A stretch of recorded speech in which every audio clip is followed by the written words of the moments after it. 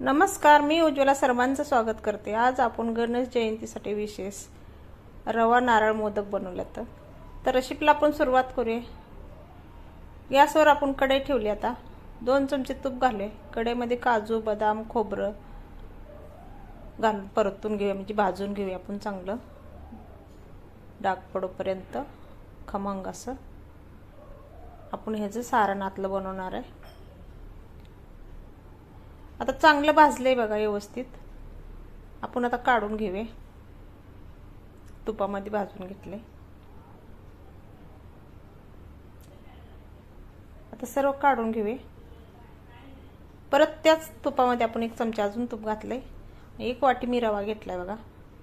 रवा पण चांगला खमंग भाजून घेऊया, लाल पर्यंत, कलर बदलेपर्यंत भाजून घेऊया, तांबूस कलर होईपर्यंत। जेवढा रवा भाजेल तेवढा मोदक आपलं छान लागते। आता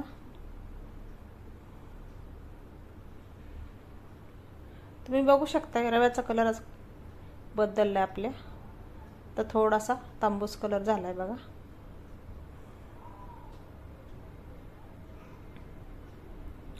रवा पण आपला चांगला छान भाजलेला आहे। आता 1 वाटी दूध घालूया आपण आणि 1 वाटी पाणी घालणार आहे। मिक्स करून घेऊया दुधात पाण्यामध्ये।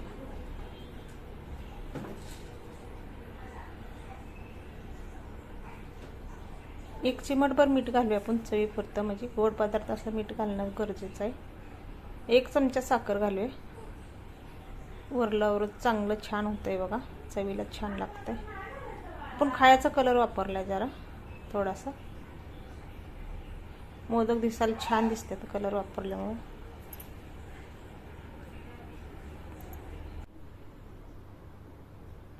आता कलर घातल्यामुळे आपल्या रव्याचा कलर बदलणार आहे बघा। तुम्ही बघू शकता पहिला कसा कलर होता ना, आता वेगळा झालाय ना, छान दिसायला लागला बघा। हे कलर आंबा कलर झालाय आपल्या रव्याचा। आता झाकण ठेवूया आपण 2 मिनिटं। रवा चांगला आपला वापरून निघतो तोपर्यंत आपण ही मिक्सर मधून बारीक करून घेऊया।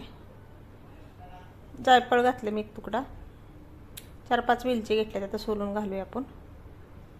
आता मिक्सर बंद चालू करत आपण मिक्सर मध्ये फिरवून घेणार आहे। मी गूळ किसून घेतलेला आहे बघा, गूळ ते घालूया। बंद चालू करून मिक्सर मधून फिरवून घेतले। तर सगळं आपलं हे मिश्रण काढून घेऊया आपण। सारण बनवले आपण खोबऱ्याचं, ते एका डिश मध्ये काढून घेऊया।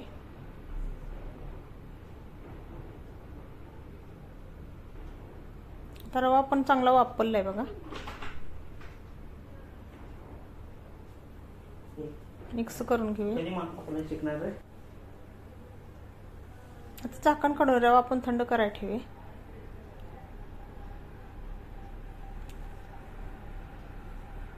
सर्व काढून घेऊया आपण कढईमधून आणि थंड करायला ठेवायचे 10 मिनिटं। पसरून असं ठेवायचं। तर 10 मिनिटं झाली ते आपण एक जीव करून घेऊया रव्याचा।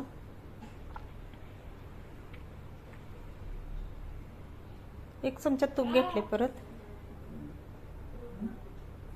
तूप लावून परत एकदा आपण रवा चांगला मिक्स करून घेऊया, एक जीव करून घेऊया अशा पद्धतीने बघा। मी मोदकाचा साचा घेतलाय बघा। आता आपण या साच्यामध्ये तूप लावून घेऊया साच्याला आणि रव्याचा म्हणजे वरून भरून घेऊया रवा असा दाबून भरून घ्यायचा दोन्ही बाजूला, बंद करायचा। मध्ये एक होल पाडायचा आणि आपण सारण भरून घेणार आहे खोबऱ्याचं, काजू बदाम।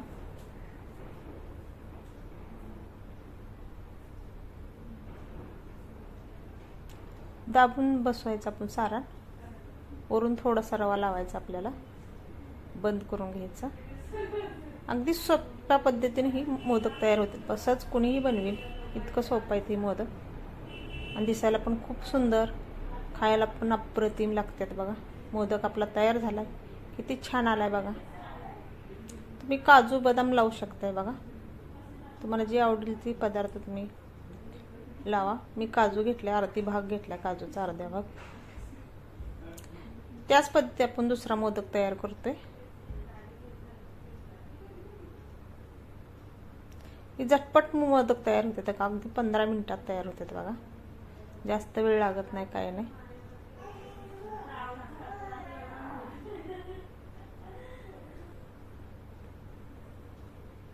तशाच पद्धतीने आपण दुसरा मोदक तयार करून घेतलाय बघा.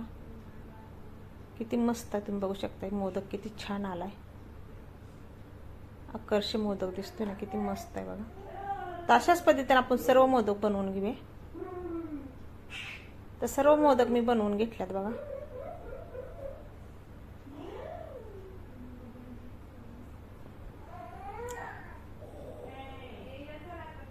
खूप सुंदर आहे. ते तुम्ही पण असं गणेश जयंतीला मोदक बनवू शकताय. गणेश जयंतीला सर्वांना शुभेच्छा. बाय बाय, धन्यवाद.